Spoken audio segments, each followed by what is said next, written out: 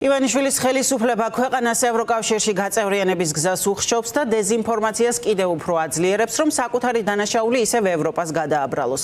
ქართული ოცნების წარმომადგენლები ცდილობენ წარმოაჩინონ, რომ ეს შედეგი ევროპის ორმაგი მიდგომების გამო დადგა და არა მათი პოლიტიკის გამო, რაც ცხადად ფასდება როგორც დემოკრატიისგან და ევროპული ღირებულებებისგან გადახვევა. ამ დეზინფორმაციისთვის რეჟიმს ძალისხმევის გაძლიერება კიდევ უფრო სჭირდება იმ ფონზე, როცა უკრაინისა და მოლდოვისთვის ევროკავშირში გაწევრიანების მოლაპარაკებები უკვე რეალურად იხსნება. ივანიშვილის პარტია კი კვლავ ცდილობს ქვეყნის მომავალი და ქართული ოცნება გააიგივოს და ამ მტკიცოს თითქოს ევროკავშირი ივანიშვილის პარტიას სჯის. არადა ქართველი ხალხი და პარტია ქართული ოცნება დიდი ხანია მკაფიოდ არის გაბინჯდული და პარტია რეჟიმადაც არის მონათლული, როგორც ის დღეს ესტონეთის საგარეო საქმეთა მინისტრმაც მოიხსენა. ნინი ბალანჩივაძე აგრძელებს თემას, ის გაგვაცნობს პოლიტიკურ შეფასებებს.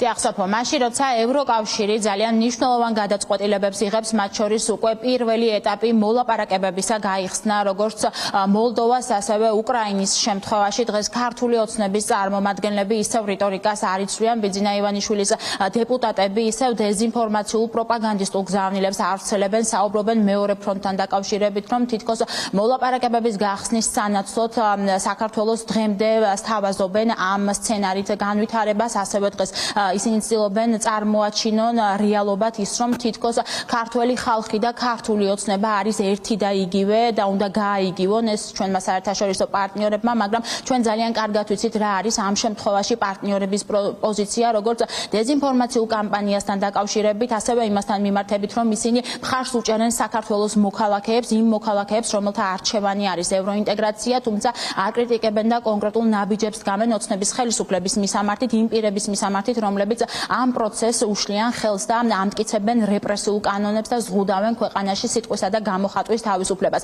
დეზინფორმაცია, მათ შორის რასაც ვისმენთ დღეს ისევ ოცნების პარლამენტში, არის ერთ-ერთი მთავარი ფაქტორი, რის გამოც თავის დროზე საერთოდ პოლიტიკური დიალოგი შეაჩერა ევროკავშირმა და ევროკავშირის წარმომადგენლების მხრიდან კეთდებოდა მკაფიო განცხადებები იმასთან დაკავშირებით, რომ ოცნების ხელისუფლებამ უნდა შეწყვიტოს ეს დეზინფორმაციული კამპანია და დღეს ქართული ოცნების წარმომადგენლები არც იმაზე იღებენ პასუხისმგებლობას, თუ როგორც შეიძლება განვითარდეს პროცესები, მათ შორის საფრთხე ექნება თუ არა უვიზო მიმოსვლას, შეიძლება თუ არა შეაჩეროს ევროკავშირმა უვიზო მიმოსვლა საქართველოს შემთხვევაში. ისინი ამბობენ, რომ ამ შემთხვევაში ეს იქნება უსამართლო გადაწყვეტილება მიღებული, რაც შეეხება ხელისუფლების ოპონენტებს, ოპოზიციაში თანხმდებიან იმაზე, რომ ეს არის ბიძინა ივანიშვილის კარგად არჩეული საგარეო პოლიტიკა, რომ ქვეყანა დატოვოს მეგობრების გარეშე პირისპირ ოკუპანტის სახელმწიფოს. მოლდოვის და უკრაინის შემთხვევაში მოლაპარაკებები გაიხსნა ევროკავშირთან. სად არის საქართველო და ვისი პასუხისმგებლობა არის, რომ საერთოდ ხის წესრიგში არ დგას ეს საკითხი ჩვენ შემთხვევაში? არ პასუხობთ კითხვებს? ცნობს თუ არა პასუხისმგებლობას იმაზე, რომ საერთოდ დაშორდა ევროკავშირს საქართველო, იმდენად, რომ კონკრეტულ გადაწყვეტილებებს იღებენ ჩვენი პარტნიორები. ევროკავშირში ინტეგრაციაზე გკითხავთ თუ შეიძლება. რას აკეთებს საქართველო ევროინტეგრაციის გზაზე? უკრაინა და მოლდოვა უკვე გადადიან მოლაპარაკებების ეტაპზე, გადავიდნენ დღეს. არ გაქვთ პასუხი? რას აკეთებს ოცნების ხელისუფლება ამ გზაზე? თუ ქვეყანა უვიზო მიმოსვლა. თუ დავკარგავთ უვიზო მიმოსვლას, პასუხისმგებლობას ოცნების გუნდი იღებს? იღებს პასუხისმგებლობას. უკაცრავად არ გესმით ჩვენი კითხვები? საინტერესო არის ჩვენ არ გესმით და დუმის რეჟიმში რატომ ხართ? არანაირად მოლდოვასაც და უკრაინასაც რაიმე ჯიბრში არ უდგევართ და არ ვეჯიბრებით, მაგრამ ფაქტია, რომ ორმაგი სტანდარტი და უსამართლობა არსებობს და ამაზე უსვავთ ხაზს. არ არსებობს მონაცემი, არ არსებობს კვლევა, სადაც საქართველო მოლდოვას და უკრაინას კი არა, ყველა კანდიდატ ქვეყანას არ უსწრებდეს და არაერთ კიდე ევროკავშირის წევრ ქვეყანას მსახურებს ეგეთ სასჯელს, მით უმეტეს საქართველოს მთელი საზოგადოება სასჯელს იმისათვის არ იმსახურებს, რომ მან მშვიდობა არჩია ცეცხლის ალში გახვევას.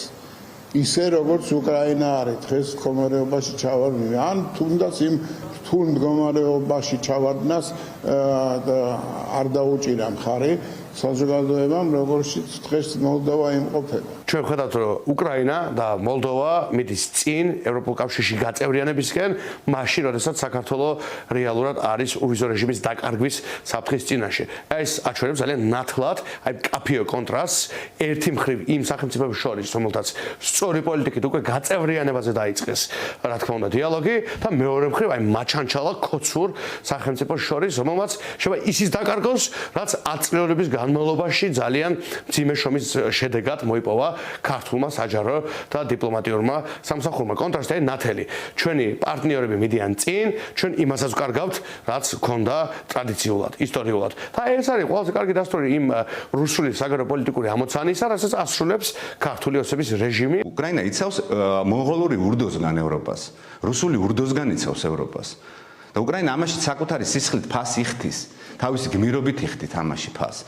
შესაბამისად ეს ევროპელების გადასაწყვეტი არის. აი ჩვენ რატო არ ვართ ამაში? ეს არის მთავარი კითხვა. იმიტომ რომ არის საქართველოს მთავრობა არის ყველაზე კორუმპირებული მთავრობა, იმიტომ რომ საქართველოს მთავრობა არის გაუმჭირველი, იმიტომ რომ საქართველოს მთავრობა არის არადემოკრატიული, იმიტომ რომ ამ ქვეყანაში კონსტიტუციური ინსტიტუტები მიტაცებული არის, იმიტომ რომ ერთი ოჯახი მართავს და მისი კორუმპირებული მმართველობა მართავს ამ ქვეყანას. ახალგაზრდა სტუდენტ გოგონებს ტროტუარებზე ბორკილს ადებენ ადამიანები იმის გამო რომ მათ რაღაცა პროტესტი აქვთ. ამის გამო არის ზუსტად ის რომ საქართველოს შეჩერებული აქვს ეს პროცესი და ამაში დამნაშავე არის ივანიშვილი და მისი მთავრობა. მაყურებელმა უკვე მოისმინა, რომ ოცნების წევრების ნაწილი საერთოდ არ პასუხობს ჩვენს მიერ დასმულ კითხვას, რას აკეთებს ოცნების ხელისუფლება ევროინტეგრაციის გზაზე. ნაწილი მათგანი კი ისევ ჩვეული რიტორიკით არის დაკავებული, თუმცა ამ დეზინფორმაციას და რიტორიკას კიდევ ერთხელ პასუხობენ ჩვენი საერთაშორისო პარტნიორები. ლუქსემბურგში ევროკავშირის წევრი ქვეყნების საგარეო საქმეთა მინისტრების განცხადებები არის ძალიან მკაფიო. ისინი რეჟიმად აცხადებენ ოცნების ხელისუფლების მმართველობას და ამბობენ იმას, რომ სწორედ ივანიშვილის გუნდის პასუხისმგებლობა არის ის, რომ ევროკავშირში გაწევრიანების გზას ჩამოშორდა საქართველოს და ამ შემთხვევაში ისინი მხარს უჭერენ ქართულ ხალხს და ამბობენ იმას, რომ გვერდით უდგანან საქართველოს მოქალაქეებს ამ არჩევანში. ძალიან მწუხვა, რომ ქართული ოცნების რეჟიმმა სრულიად არასწორი გზა აირჩია, რომელიც ევროკავშირისკენ არ მიდის. ჩემი გზავნილია ქართული ხალხის მიმართ.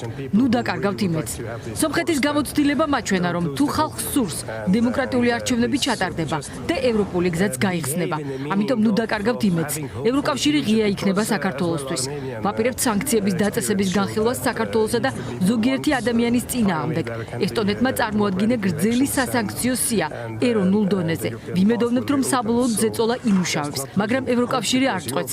გადაწყვეტილებას იღებს ქართული ხალხი.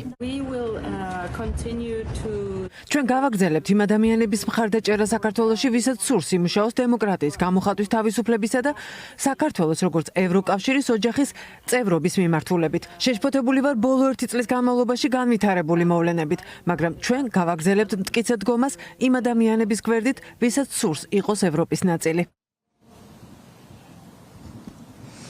დღეს ოცნების დეპუტატებს ისევ იგივე რიტორიკა აქვთ, მათ ისრები ისევ გადააქვთ ჩვენი პარტნიორების მისამართით, რომ თითქოს მათი დანაშაულია ის, რომ ეს ურთიერთობები გაფუჭდა საქართველოს ევროკავშირის შორის, თუმცა ჩვენ გვახსოვს თანმიმდევრულად როგორი იყო ქართული ოცნების პოლიტიკა, მათ შორის განაცხადი კობახიძის მხრიდან 2024 წლის 28 ნოემბერს, რომ ევროკავშირთან მოლაპარაკებები უნდა გადაიდოს და დღის წესრიგში აღარ უნდა დადგეს 2028 წლამდე და შემდგომ უკვე კონკრეტული გადაწყვეტილები, მათ შორის სანქციების პოლიტიკის ამოქმედება, შესაბამისად ახლა მთავარი კითხვა არის იმ შემთხვევაში თუ საფრთხე დაემუქრება უვიზო მიმოსვლას და შეჩერდება ეს მექანიზმი, ქართული ოცნება აიღებს თუ არა ამაზე პასუხისმგებლობას, თუმცა იმ კომენტარებით, რაც უკვე მაყურებელმა მოისმინა და რასაც ისმენს ბოლო პერიოდის განმავლობაში, არც ამაზე პოლიტიკური პასუხისმგებლობის აღებას ბიძინა ივანიშვილის გუნდი არ აპირებს.